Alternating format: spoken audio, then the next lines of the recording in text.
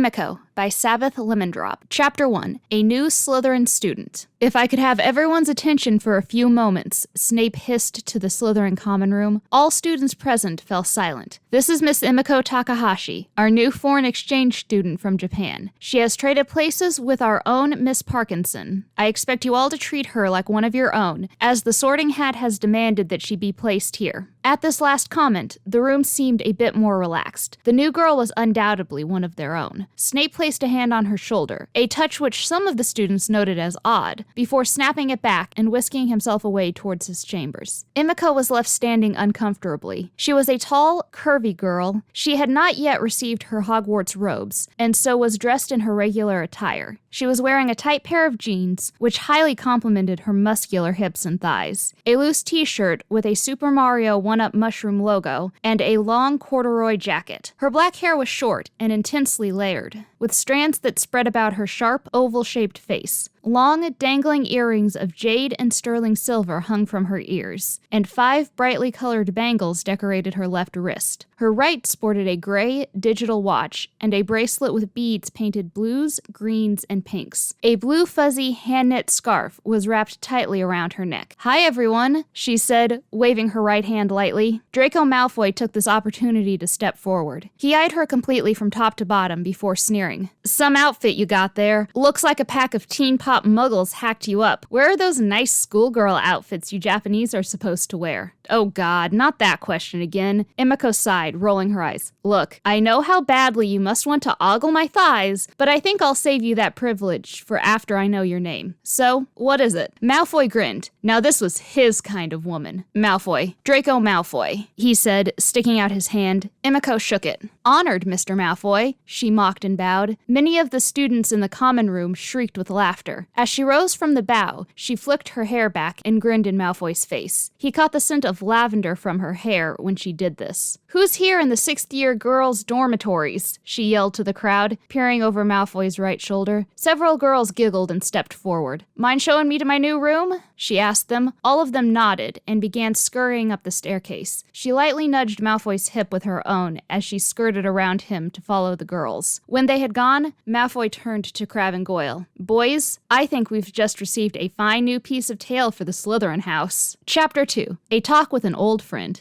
"Hello, Severus," Emiko said. She was now standing in his office doorway. "Emiko," he nodded and mumbled. "How did it go?" "Beautifully. Kids will believe anything these days." Snape gave her a small smile. "I overheard a certain Mr. Malfoy's great enthusiasm when meeting you." Emiko rolled her eyes. "Yes, well, there's one of those types of kids in every school." Snape stood up from his desk and approached her. "So I trust your study will go well here?" "Naturally. Hogwarts students simply ooze competitive spirit. I was sure half of the Slytherin common room was ready to jump me until you informed them of my sorting." "Indeed." Snape nodded and took a step closer to her. "So, how have you been these past few years?" Emiko sighed. She walked slowly towards a leather couch positioned in front of a fireplace and plunked herself down. "Well, I'll tell you one thing, Severus. Things have definitely improved for me since the last time I saw you." She paused and began fiddling with her bangles. "My studies in the psychological mindset of young wizards are becoming more and more recognized. In fact, I'm not sure I will be able to do undercover studies like this in a year or two without at least one of the students recognizing me." "That's wonderful," he said unenthusiastically, sitting down next to her.